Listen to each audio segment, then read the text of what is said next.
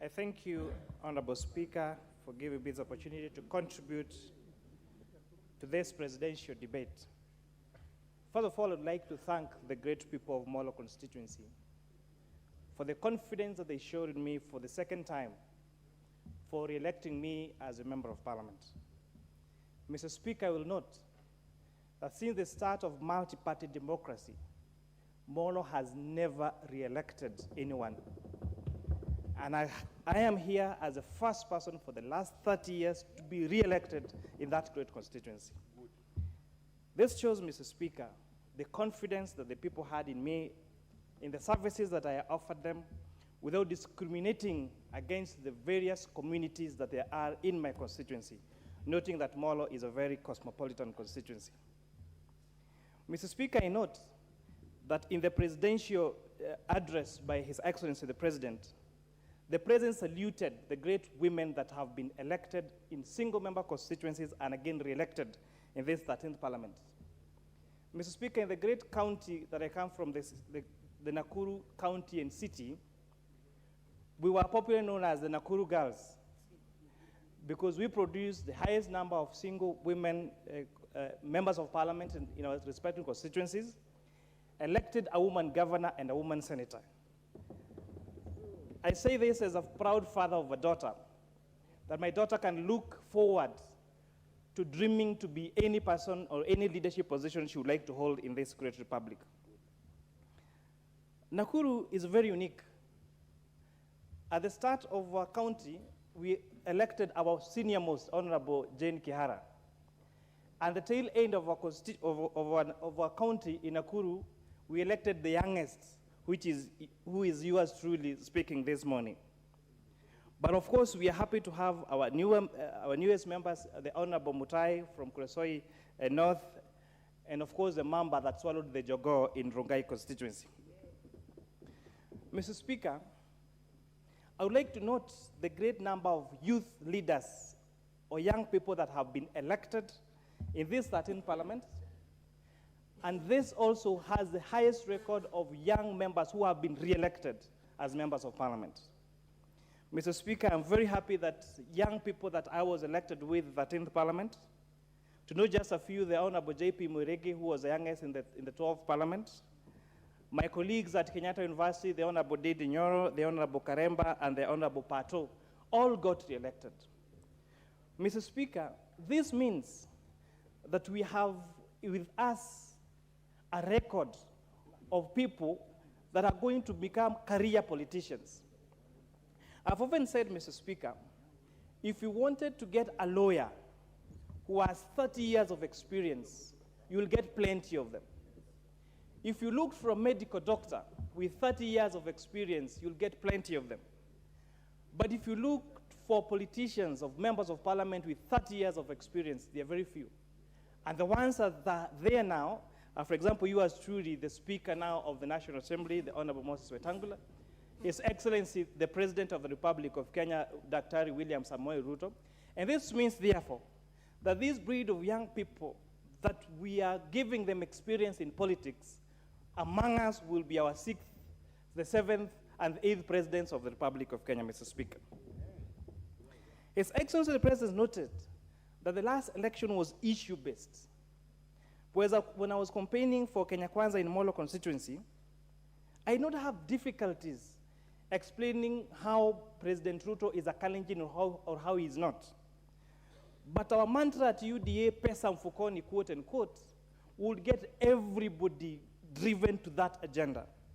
Because Kenyans are tired about politics of ethnic mobilization, and all they have learned is that when maize flour is sold at an expensive price, whether you are a Kikuyu or a Luo or a Kisi, the price is the same.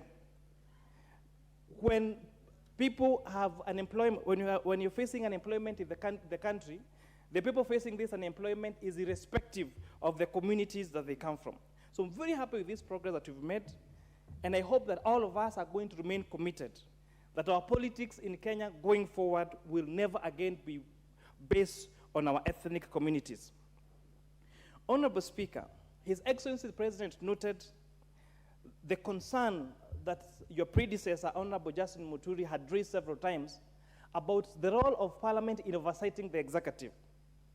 Many a times, we issued invitations to cabinet secretaries to answer to audit queries or questions from honorable members. But, Mr. Speaker, even when these cabinet secretaries came to address us in this floor, Mr. Speaker, the answers were unsatisfactory.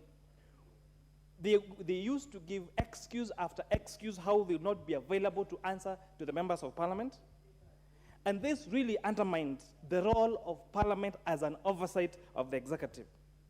I'm very happy, therefore, to note that this Parliament will start reviewing our standing orders to allow these cabinet secretaries to come and answer this question on the floor of this House, Mr. Speaker. I'm particularly even happier that several of our colleagues have been appointed to the executive. The Honorable Aden Duale, the Honorable Alice Wahome, the Honorable Aisha Jumwa, among all the other politicians and ex-politicians that will now be serving the executive. As I congratulate them, I hope that they will not forget where they came from. I hope they will not forget the troubles they had reaching cabinet secretaries for them to have to raise questions or lobby for projects in their constituencies. And we therefore hope that when we go to knock at the doors of these people that will be in the executive, we listen to us the way they would have liked to be listened to when they served as members of Parliament. Mr. Speaker, the President promised us that fertilizers will be accessible to Wananchi.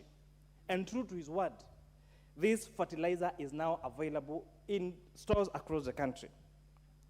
Mr. Speaker, this was a great depart from the economics of subsidizing consumption at the expense of subsidizing production. And Mr. Speaker, what we saw in the previous government, the subsidizing of consumption led to expenditures that could not be accounted for, and even trying to lower those prices, we never succeeded. Because research has shown that if you really want to subsidize the cost of a product, the easiest and the most rational way is to subsidize its production rather than its consumption, Mr. Speaker. I note, Mr. Speaker, that the President in his address, and I quote his speech, that we are overtaxing consumption at the expense of taxing wealth. Mr. Speaker, for a very long time, we have had the assumption that if you increase the rate of taxes, then you will collect more revenue. But scientific research has shown, for example, what in economics we call the Laffer curve, that you will increase the rate of tax up to a particular point, where a further increase in that tax rate will lead to collection of less taxes. And I'm therefore hoping that this 13th Parliament, as we look forward to debate the finance bill, we are not going to have the proverbial increase of the tax rates, hoping that we'll collect more revenues. But we're going to have a tax system that is sensitive to the hard economic times that we have, and noting that as increasing the tax rate will not necessarily lead to an increase in tax collection, Mr. Speaker. The President in his address talked about housing as one of his key agendas. In addition to providing thousands and thousands of jobs to our young people, this will also lead to a decent way of living for our people. In Molo constituency, Mr. Speaker, quite a rural constituency, we have a big slum called Kasarani. We have families living together in a single room. You have the father and the mother sleeping there, and adult children sharing that same tiny wooden room, Mr. Speaker. And I'm therefore hoping that when this project kicks off, that Molo is going to be one of the first beneficiaries, and we are going to provide decent housing to our members of this country, Mr. Speaker. On the issue of savings, yesterday I received a call from one of the constituents asking me to move a bill in Parliament to increase the age of retirement from 60 to 65. It is because the savings that I have been doing in NSSF is not enough to cater for them in their retirement, Mr. Speaker. And although this will be a pinch to us, in the long run, we need to be a saving country, and we need to save enough so that we don't overburden our children when we get old, for them to support our livelihoods. And with that, I thank you, Mr. Speaker. The Honorable Dr. Nyikal.